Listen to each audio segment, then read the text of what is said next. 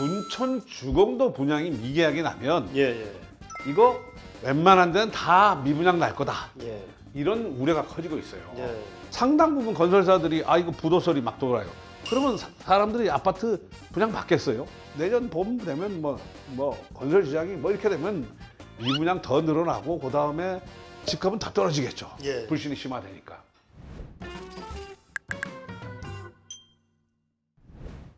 저희 최근에 서울의 그 최대 소위 단군 일의 최대 재건축 단지다 이렇게도 불리는 그 강동구 둔촌주공 지금은 이제 올림픽 파크 포레온이라는 이름으로 분양을 했는데 이게 지금 우리가 예상했던 소위 10만 청약설 이런 얘기까지 나왔는데도 불구하고 막상 뚜껑을 까보니 실제로는 1순위 당해에서 4대 1이 안 넘었습니다. 그래서 상당히 좀 충격적이다 이런 얘기가 그렇죠. 나오고 있거든요. 적어도 한 예. 수십 대 1 정도 나올 걸로 기대했죠. 그리고 둔촌 주공 재건축하면 주변에 새 아파트 가격은 한 20억, 21억 갈 거다. 예. 분양가 아무리 올랐다고 그래도 13억이면 안전 마진이 5억 이상 확보되는 거 아니야. 예. 옛날 같았으면 그랬을 텐데 지금 주변 아파트 가격이 너무 떨어져 버렸어요. 물론 여기에 이제 대출이 잘 안 되는 것도 있어요. 그렇죠. 예. 그러다 보니까 생각보다 너무 경쟁률이 낮았어요. 예. 물론 4.7대 1 낮은 건 아니지만 네. 10만 명 정도는 청약할 거다. 그렇게 봤는데 실제로는 1만 3,600명. 예. 기대가 커서 그런지 10분의 1이네요. 예, 그렇죠. 10만 명이 아니고 10만 명이니까. 예. 물론 분양가가 3,800만 원이면 작은 상당히요? 분양, 예. 작은 분양가는 아니지만 예. 생각을 해보면 여러 논란이 있었어요. 예. 이게 뭐냐면 부엌 뷰라든지 그렇죠. 그다음에 또 소형 평형이 너무 많고 예. 그다음에 복도식 아파트 이런 논란이 있었지만 연초에 보면 예. 송파에 물론 옆에 있는 데죠. 7만 청약을 했어요. 7만 명이. 경쟁률이 무려 2,797대 1. 그럼 분양가는 쌌느냐? 아니에요. 분양가가 무려 5,200만 원이에요. 시세 수준이네요. 예. 예. 그래도 당첨되면 당시 시세 수준. 예. 물론 이게 뭐냐면 청약 통장이 필요 없는 30가구 미만이었어요. 일반 예. 분양이. 단지에 맞춰 2개 동짜리 300가구짜리였어요. 예. 근데 불과 1년도 되기 전에는 이거라도 한번 잡아보겠다고 7만 명이 몰려오고 근데 참 세상이 많이 바뀌었어요. 인심이. 예. 문제는 뭐냐 하면 둔촌 주공이 4대 1 정도 되는데 제2의 인덕원 자이 되는 거 아니냐. 인덕원 자이가 522가구 모집에 1순위에 2,900명이 청약해서 5.6대 1이었어요. 그 522가구 중 실제 계약이 된 게 14가구만 계약이 됐어요. 예. 인덕원 자이처럼 대부분이 미계약 날 수도 있다. 예. 물론 둔촌 주공은 인덕원 자이보다 좀 낫기 때문에 인덕원자를 모르시는 분도 있겠지만 이제 그래도 어찌 됐건 이 안양 쪽에서는 그래도 꽤 괜찮은 예. 입지는 나쁘지 않은 곳이었는데 여기도 좀 가격이 좀 비쌌죠. 예. 분양 가격이. 그러니까 연초 가격으로 치면은 비싼 건 아니었죠. 그때 그렇죠. 계속 예. 오른다는. 전제 하에서. 네. 둔촌 주공도 책정할 때만 하더라도 저 정도면 가능하다고 봤거든요. 예. 근데 가격이 계속 떨어지다 보니까 그렇게 된 거예요. 그렇게 되면 뭐냐면 둔촌 주공도 분양이 미계약이 나면 예.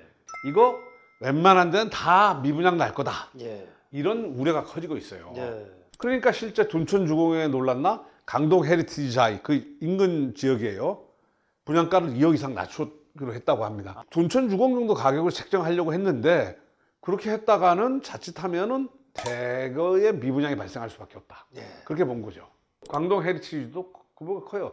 1,299가구. 네. 일반 분양이 좀 적긴 하네요. 적긴 해도 예. 전체 단지 1,300가구 정도면 네. 굉장히 대단지고 네. 가격 경쟁이 있죠. 네.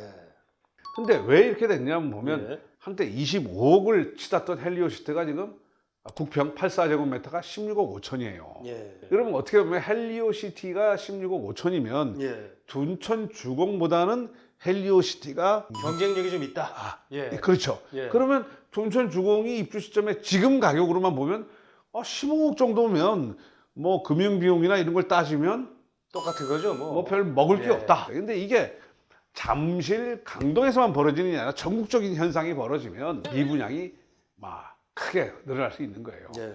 그다음에 이게 나오니까 지금 둔촌 주공 청약 참패 앞으로 이제 분양가 측정 높게 못한다. 그다음에 서울 부패 이제 엠말이다. 예. 서울 부패가 아니고 경기도 이제 다 죽었다. 예. 그다음에 둔촌 주공 참패 PF 시장 흔들릴까. 예.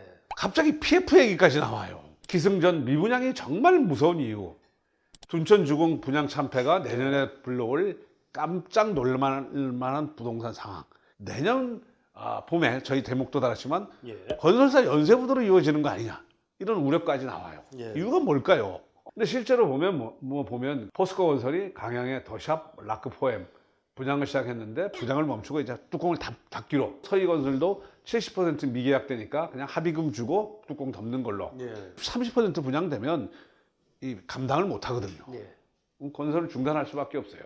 근데 지금 보면 우리가 지금 미분양이 작년 연말에 17,700가구까지 줄었어요. 근데 이게 지금 9월 47,000가구까지 늘었어요.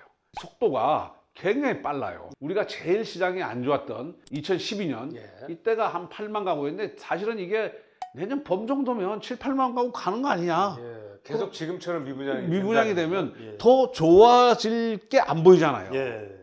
그러면서 문제는 뭐냐면 이게 둔촌 주공의 문제, 서울의 문제가 아니라 이게 네. 금융권의 도미노가 될 수가 있다. 왜냐하면 이게 지금 건설사들이 우리가 아파트를 지을 때 대출을 받아가지고 땅값도 치르고 건설비도 일부 조달을 하거든요. 네. 근데 그게 점점 어려워지고 있어요. 올림픽 파크 포레온만 하더라도 지금 7,200억이 내년 1월이죠. 내년 19일 만기가 네. 들어와요. 네. 분양 대금을 그때 계약분들이 돈을 내가지고 마련했다면. 그 돈으로 네. 이걸로 막아야 되거든요. 네. 근데 저게 미계약이 되고 발생해버리면 묻어나요.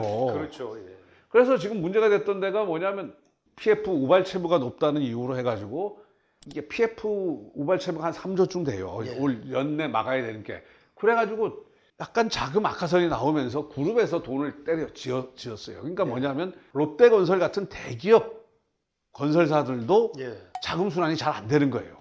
보시면 아시겠지만 보통의 경우 이제 SPC를 통해서 하는데 건설사가 신용보강 형태, 증권사가 신용보강을 해줘가지고 돈을 빌리는데 분양이 안 되면 이게 전부 다 건설사, 금융사 채무가 돼요. 예. 그걸 우발 채무라고 하죠. 예. 처음에는 뭐 지금 당장 채무는 아닌데 분양 환경이 악화되면 예. 채무화 되는 거예요. 근데 지금 되게 롯데건설이 지금 회사채 발행이 안 됐던 이유가 뭐냐면 우발 채무 현황을 보면 롯데건설이 많았어요. 롯데건설이 특별히 뭐 재무건 전성이 안 좋아서 그런 게 아니라 사업을 여러 개 했기 때문에 예. 많았어요. 그 다음에 보면 태영건설, 현대산업개발, 현대건설 이 부분 뭐 롯데건설이 기본적으로 독보적으로 많아요. 그러니까 자금 조달이 잘 안 됐던 거예요. 그 다음에 태영건설이 많으니까 태영건설 위기설도 솔솔 나온다.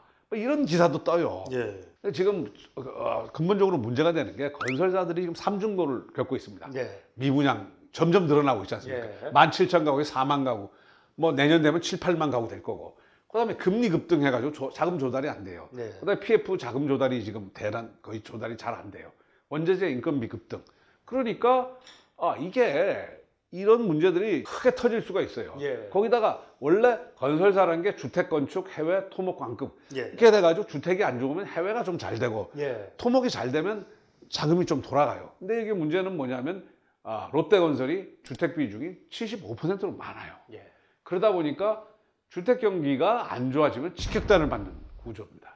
그리고 우리가 보면 이제 종합건설사들 보면 아까 롯데 신용등급이 이게 A2 풀이에요. 이런데도 지금 회사차 발행에 문제가 있으니 나중에 중개업체들은 보통 보면 BBB 예. 이런 데도 많아요. 이러면 이게 자칫하면 트리플 B 같은 데는 뭐 저게 사채 발행하기 어렵죠. 예. 그렇게 되면 지금 롯데건설조차 대기업 계열사 예. 거기다가 A2뿔 이거 신용등급 요구보다 낮은 데는 이거 어떻게 되겠느냐. 예. 그래서 갑자기 건설 업 대란설이 나온 거예요. 예. 2011년 전에 이런 기사가 있었어요. 10년 PF 전에. 대출 부채 연쇄도산 불가피. 예. 최근에 저가 쓴 기사입니다. 네. 미분양, 신용경색, 금리 급등, 삼각파도, 예. 부동산 PF 대란 오냐. 이게 뭐냐면 2008년에 금융위기 나타나고 2012년 이때 미분양이 한 예, 아까 8만 보셨죠? 8만 세대 정도. 예, 넘으니까 예. 100대 건설사 중 45개가 구조조정을 했어요. 이쪽에 뭐 부도도 나고 법정관리도 들어가고 2011년 상위 50개 건설사 대부분 부도 났거나 부도 위험에 직면해 있다. 건설사 부도 공포에 덜덜덜덜. 워크아웃, 금호산업, 벽산, 풍림산업, 사망기업, 우림건설, 아시는 분 웬만한 건설은 동문건설 다 들어가 있네요. 다 예. 그때 들어갔어요. 예. 이런 같은 구조가 미분양이 늘어나면 뭐냐? 이렇게 되는 거예요. 예. 그때 당시에 어떻게 됐냐면 미분양이 늘어나면 예. 건설사들이 자금 회수를 하려고 뭘 하느냐? 분양가보다 빠지면 최대 1억 보상한다. 예. 파격적인 마케팅을 네. 실시를 최대 했네요. 뭐 여기 고덕 아이파크 최대 8억 원 할인 불량한다. 네. 막 계약금만 내고 2년간 직접 살아보는 구매해라. 네. 분양가 20%면 입주 후 추가 할인 때 소급 적용해준다. 네. 뭐 이런 걸 해요. 그러면 자 이게 2011년, 12년에 벌어졌던 일인데 네. 미분양이 더 늘어나면 내년에 이런 일이 벌어질 수 있는 거예요. 이런 일이 그렇죠. 벌어지면 네. 어떻게 됩니까? 건설사들이 다 자금난에 빠져가지고 당시만큼은 아니겠지만 예. 상당 부분 건설사들이 아 이거 부도설이 막 돌아요. 그러면 사람들이 아파트 분양 받겠어요? 그렇죠. 더 악순환이 되는 거죠. 그리고 악순환, 최악의 악순환이 벌어지고 그럴 가능성이 촌촌주공 정도의 예. 어쨌든 저희가 보면 뭐 대한민국에서 초 A급 사업자 아닙니까? 예. 거기서도 이렇게 생각보다 경쟁률이 낮고 이게 미계약으로 이어지면 내년 봄 되면 뭐 건설 시장이 뭐 이렇게 되면 미분양 더 늘어나고 그 다음에 집값은 더 떨어지겠죠. 예. 불신이 심화되니까. 당시에도 보면 2012년 분당 14억 아파트가 7억. 예. 강북도 초토화됐다. 지금 그때는 하우스표인데 요즘 영끌족이죠. 예. 그러니까 자꾸만 2012년, 11년 상황이 지금 오버랩 되는 거예요. 그러니까 내년에 지금 어떤 일이 벌어질지 지금 굉장히 위험한 상황이에요. 근데 저희들이 이제 문제가 되는 게 이제 사실은 제일 중요한 게 금리인데 미국 금리가 4%, 한국 3.25%인데 어쨌든 내년 초에 금리의 천정을 확인해야 예. 뭔가 상황이 다시 정리될 것 같아요. 그 전까지는 이런 불안함이 지속될 수밖에 없는 것 같아요. 그러니까 네.